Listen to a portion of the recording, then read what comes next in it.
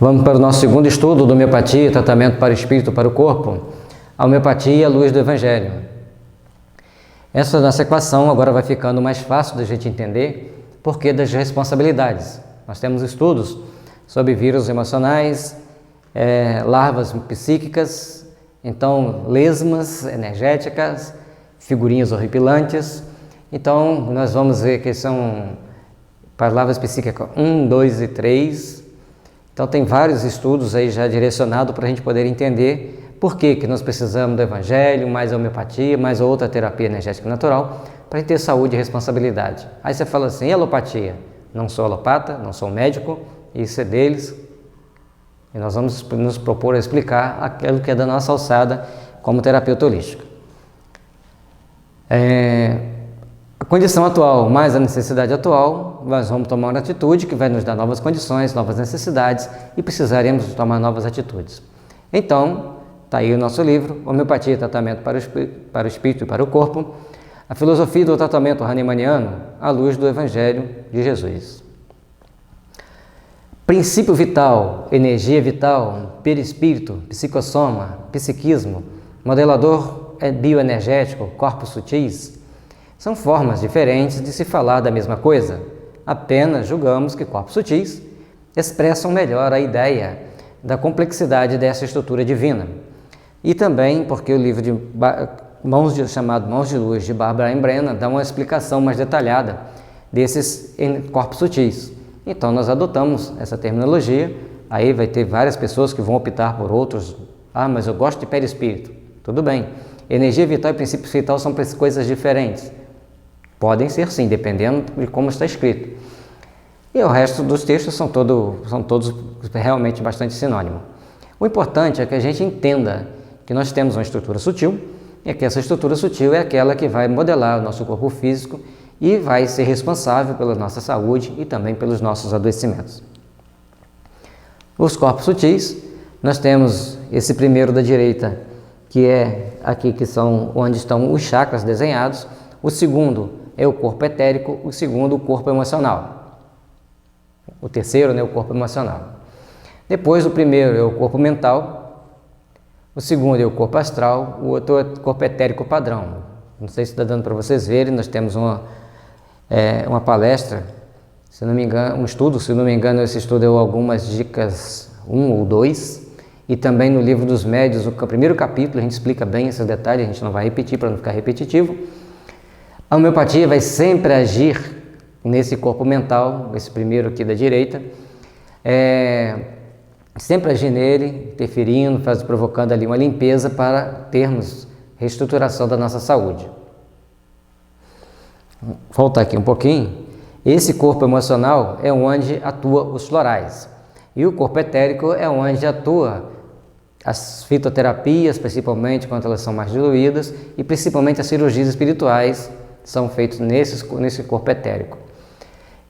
Aqui o corpo etérico padrão é aquele que vai moldar a nossa vida, nossa estrutura física, nossa aparência perante a que a gente tem aqui na Terra. Aqui nós temos o corpo causal e o celestial. O corpo celestial eu entendo que seja também chamado de búdico. Então o corpo celestial eu entendo que seja o espírito. Embora outras pessoas que a gente já estudou junto sobre o assunto achem que o corpo celestial é uma coisa e o espírito não está representado aqui. Então fica a interpretação de cada um, não vamos discutir por causa disso, vamos refletir. Pode ser que ele seja o espírito, a essência divina, a gente vê que ali é uma centelha de luz muito intensa, e o corpo causal. O corpo causal, gente, é o nosso CD-ROM, o nosso HD. Ali está gravado toda a nossa existência, tudo que já fizemos de bom e de ruim. Ali estão os adoecimentos em nível muito sutil, muito energético.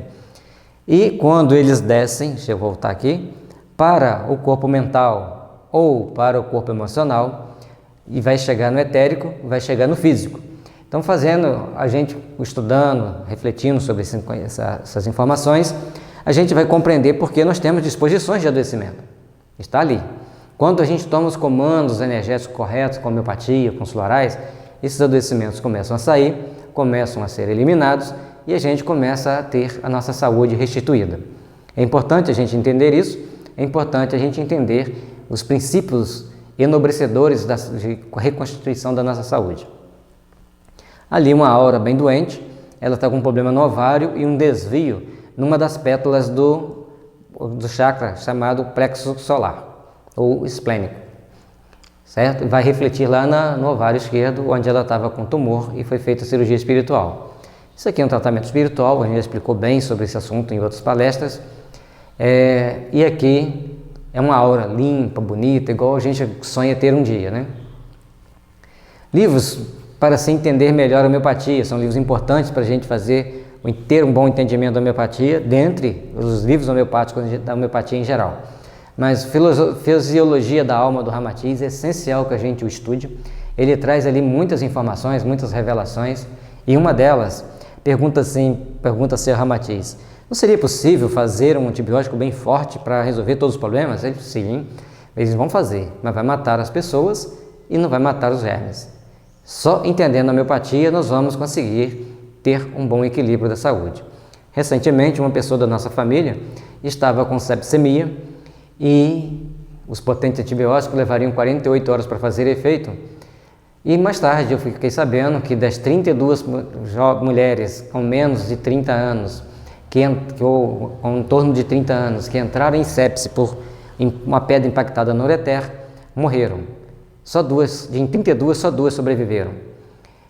Aqui, essa da minha família, que usou homeopatia, o relato está lá no blog, chama homeopatia-terapia holística.blogspot.com.br. Você vai achar lá a sepsemia, a gente fez lá um relato completo. E o médico fala para mim que ela levaria 48 horas para o antibiótico fazer efeito. E em 10 minutos a homeopatia parou a sepse. E aí depois a gente ficou ali, o que a gente faz agora? Então não podia ficar repetindo muito aqueles remédios, já estava o quadro estabilizado, não estava aumentando mais a infecção, estava dentro do patamar de segurança. Então a gente tinha que dar mais um prazo. Aí depois, é uma longa história que não é aqui que a gente vai contar toda ela, mas ela está viva e sem sofrer nenhuma lesão no rim. Missionários da Luz, nós fizemos vários estudos sobre Missionários da Luz. O André Luiz dá uma aula de homeopatia, do início ao final. A gente precisa ter olhos de ver para poder enxergar. Outro livro importante é o capítulo 6 do livro No Mundo Maior. Esse nós temos uma palestra aí, chama Amparo Fraternal. O nosso estudo, palestra, eu prefiro falar estudo. Nosso estudo aí é Amparo Fraternal. Nesse Amparo Fraternal, o André Luiz descreve a gênese de uma doença autoimune.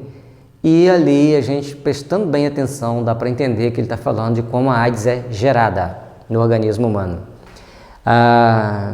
E o Mãos de Luz, de Bárbara Embrena, está amarelo porque ali o azul já estava claro. É um livro fundamental também para a gente entender o mecanismo dos adoecimentos em nível psíquico e como nós podemos fazer esse trabalho de reestruturação para readquirirmos a saúde. Então, o adoecimento é um processo educativo da alma e um processo curativo da alma. Nós temos duas situações. Quando a pessoa tem um adoecimento, ele está no processo de autoeducação, é a hora que ele tem que parar. E um processo curativo é quando ele já entendeu todo o mecanismo e busca fazer o tratamento mais adequado, mais coerente, mais correto. Então, tudo isso é importante a gente fazer essa observação, importante a gente entender essas duas nuances do tratamento, do adoecimento. O processo educativo e o processo curativo. André Luiz, no livro Missionários da Luz, nos fala das larvas psíquicas geradas a partir de paixões em desequilíbrio. Joana de Ângeles, no livro Plenitude, nos fala dos vírus emocionais gerados a partir das agressões e autoagressões fisiopsíquicas. André Luiz, no livro Evolução em Dois Mundos, nos fala dos bióforos, que fazem a interface entre os corpos sutis e o corpo físico. Nós temos um estudo que chama bióforos, nós temos ali as larvas psíquicas e temos também os vírus emocionais, para você fazer o estudo e aprofundar um pouco mais nessas informações. Hahnemann, no parágrafo 9 do organô, ele diz: no estado de saúde do indivíduo, reina de modo absoluto a força vital de tipo não material, autocrática, que anima o corpo material, o organismo, como dinamis, ou seja, bem dinâmico, de uma forma sempre ativa, mantendo todas as suas partes em processo vital admiravelmente harmônico nas suas sensações e funções, de maneira que o nosso espírito racional que nele habita possa servir-se livremente deste instrumento vivo e sadio para o mais elevado objetivo da nossa existência.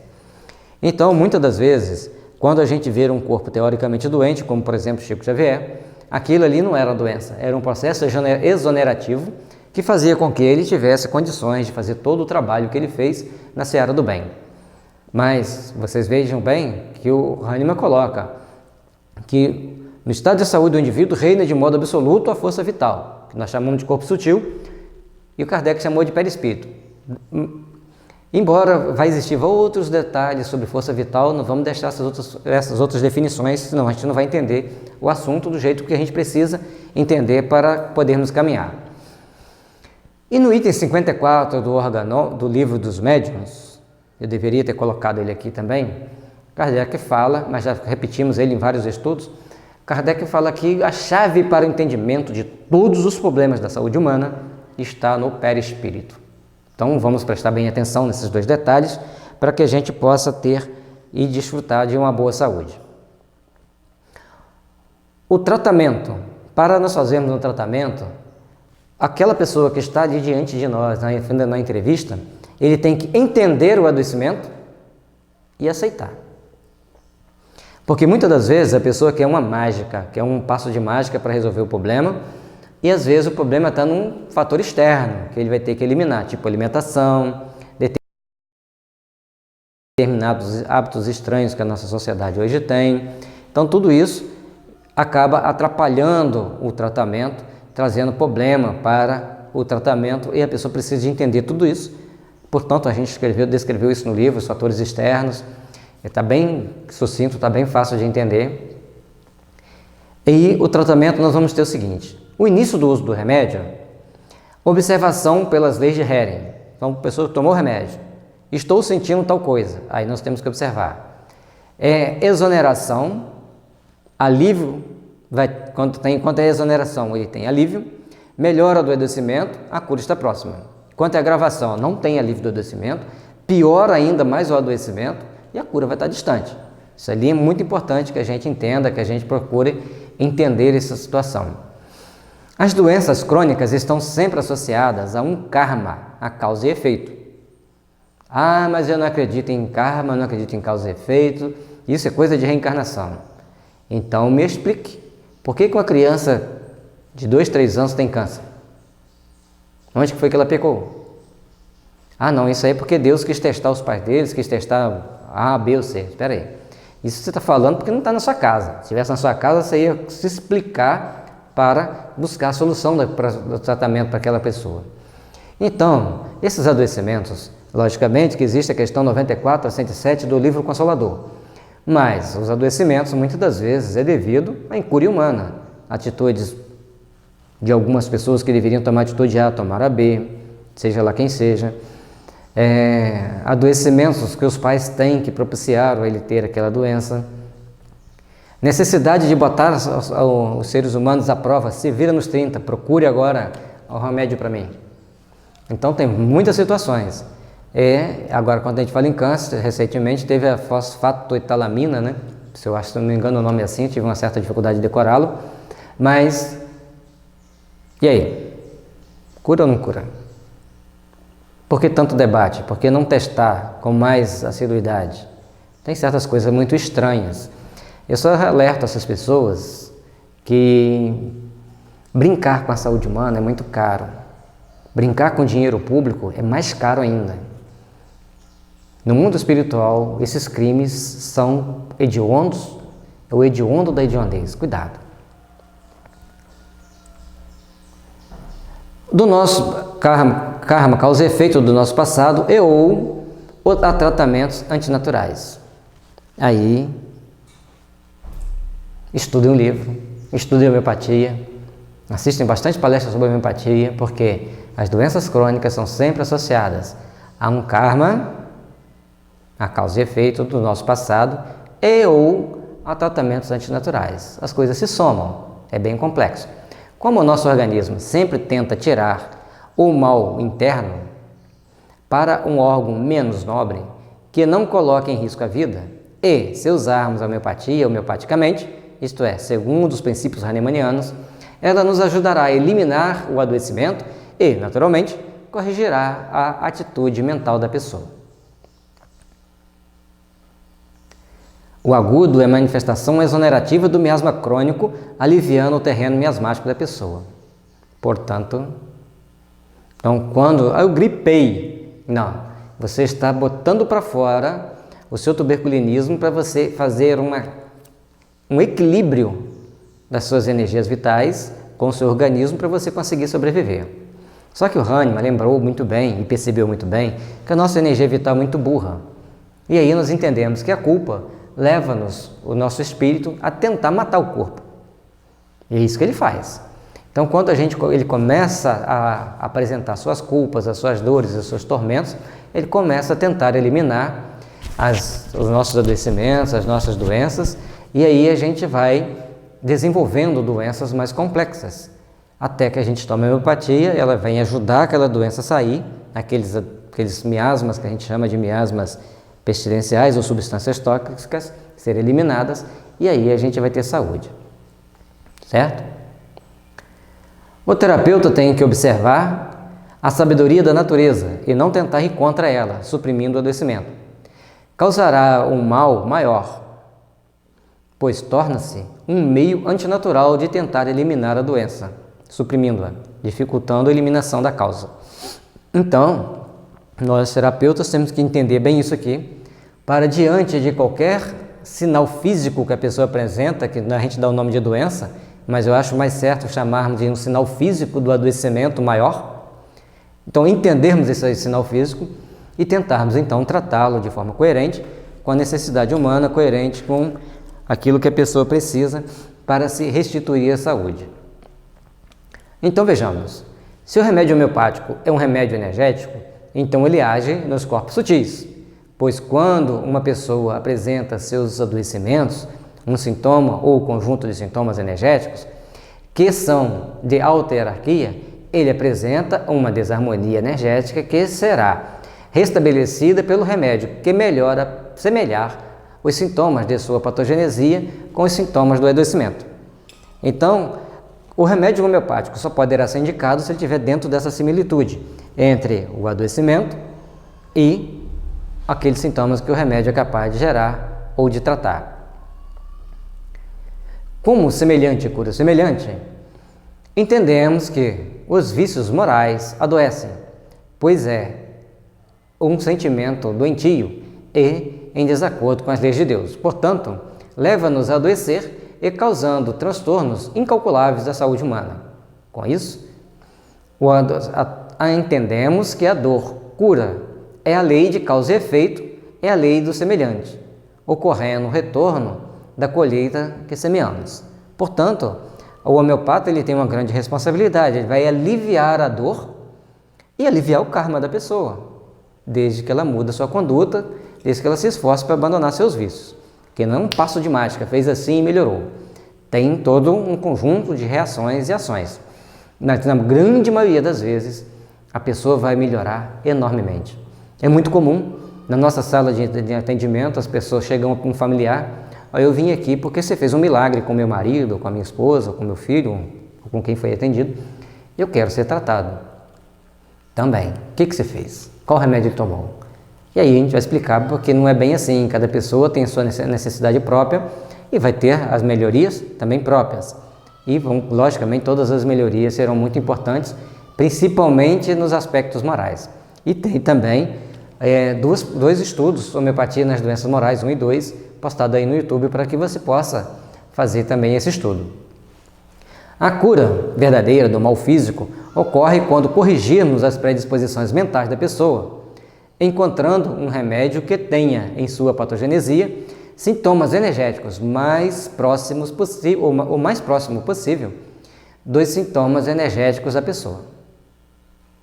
Pois, quando o artista da cura consegue encontrar este ponto de ressonância, há melhoras espetaculares em tempo mínimo, isto é, o simílimo. É igual a uma pessoa em sepsemia, ela vai tomar um remédio que é feito de carne podre, que chama pirogênia, no CHX, e aí a pessoa vai melhorar. A gente colocou lá no nosso blog o CH7, e sempre o pirogênio tem que ser dado com muita cautela, porque ele tem as reações são muito intensas, muito fortes, portanto, para uma sepsemia, que é uma doença gravíssima, em questão de 10 minutos. Não podemos suprimir com a similitude física do mal, e sim eliminar o mal com a similitude dos sintomas energéticos, mentais e emocionais do adoecimento com os sintomas do remédio. Então, o adoecimento do remédio tem que ter muita similitude nos sintomas energéticos, mentais e emocionais. Muitas das vezes, o sinal físico vai indicar o remédio. Por exemplo, quem tem infecção de garganta, tem um leutismo muito intenso, e aí vai ser eliminado com o mercúrio CHX. O X a gente tem que estudar para saber. Então, com isso, a pessoa vai tendo as suas melhoras, vai apresentar, e às vezes nunca mais infecciona a garganta. Lembrando que a infecção de garganta é um passo para a pessoa desenvolver mais à frente, ao longo do tempo, a hipertensão arterial e também a depressão. Todas as pessoas que têm hipertensão e têm depressão, elas já passaram ou por infecção de garganta, ou por sinusite, ou por infecção de urina. Sempre uma das três. A medicina do futuro será muito diferente quando a ciência puder compreender a extensão e complexidade dos fatores mentais no campo das moléstias do corpo físico. Muito raramente não se encontram as afecções diretamente relacionadas com o psiquismo. Todos os órgãos são subordinados à ascendência moral. Palavras do André Luiz, não brigam comigo não. Então, a nossa moral vai influenciar na funcionabilidade dos órgãos. E aí nós temos que ter muita sabedoria para sabermos nos tratar e sabermos cuidar bem da nossa saúde, porque assim nós vamos ter a saúde necessária, nós vamos ter condições de termos mais saúde, de termos mais condições de lidarmos com as adversidades do dia a dia. Eu, por exemplo, eu tinha bronquite, qualquer mudança de tempo eu ficava quase praticamente de cama. Tratando com a homeopatia, tomo chuva, tomo friagem, tomo gelado, tomo quente, não gripo. E quando mesmo que fico numa isso com o nariz cheio, porque dormi com a janela aberta, a brisa da madrugada resfriou. Daí alguns minutos não tem mais nada. Bebo água, tomo meu café, faço a minha refeição da manhã e aquilo ali desaparece. E quando ele persiste, basta uma dose do remédio tuberculínico, que aí ele vai sumir. Para a gente entender esse tuberculinismo, tudo isso, você vai no blog homeopatiazum.blogspot.com.br e olha lá, nós temos o nosso calendário de cursos para que você possa entender melhor a homeopatia. O médico do porvir conhecerá semelhantes verdades e não circunscreverá sua ação profissional no simples fornecimento de indicações técnicas, dirigindo-se muito mais nos trabalhos curativos às providências espirituais, onde o amor cristão represente o maior papel. Então, nós terapeutas que já começamos a entender a parte transcendental do ser, já podemos estar aí incluídos entre esses apóstolos da saúde humana do futuro, porque nós já começamos a compreender que precisamos evangelizar nossos sentimentos para termos melhor saúde. Sem a evangelização do ser, sem a luta para nós nos corrigirmos dos nossos erros, dos nossos vícios, nós não vamos apresentar as melhoras conforme nós gostaríamos de ter para a gente ter a saúde verdadeira.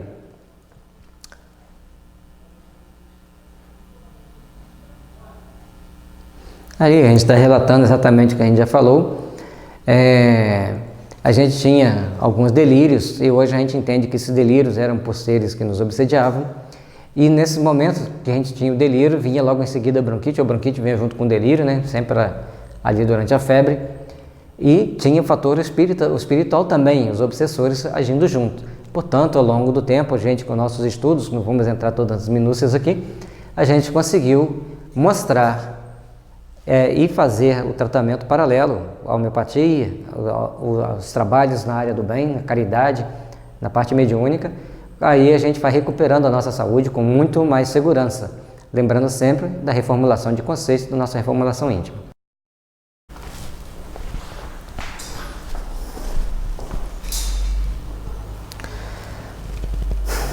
O enfermo. Então, como a gente vai ter uma visão do enfermo e como que o enfermo precisa se ver? Todos nós temos que nos ver dessa forma. Com a culpa e o sofrimento, que geram o despertar de novos valores e a busca por novas atitudes. Então, sempre que a gente adoece, a gente começa a perceber que nós temos uma culpa. E aí, gerou um sofrimento que vai ter que nos gerando, então, assim, o despertar de novos valores para a nossa vida. Senão a doença não nos ensinou nada. O que você está aprendendo com isso? É a primeira pergunta que nós temos que fazer para nós mesmos. O que eu estou aprendendo com isso? E a busca por novas atitudes. Quais atitudes eu tenho que tomar? Como que eu tenho que agir? Portanto, essa equação fica muito mais nítida para a gente agora, né? O Evangelho, que nós temos que evangelizar nossos sentimentos. A homeopatia, que vai desintoxicar nosso perispírito. Também os florais vai desintoxicar a parte emocional. A fitoterapia vai mexer no corpo etérico, vai mexer também no nosso corpo. Principalmente se você bater a fitoterapia que você vai tomar, você bater no liquidificador por uns 15, 30 segundos, ela vai estar também potencializada. Isso vai gerar para a gente uma saúde e também uma responsabilidade. E se nós não tivermos responsabilidade, a gente volta a adoecer. São sempre a mesma situação. Condição atual, com a nossa necessidade atual, gera uma atitude a ser tomada, aí novas condições, novas necessidades e novas atitudes. Assim, sucessivamente, pelo progresso do nosso espírito, para buscarmos alcançar a pureza de nossos sentimentos, ou pelo menos uma grande melhoria em nossos sentimentos em relação ao mundo, para a gente poder ser útil à humanidade.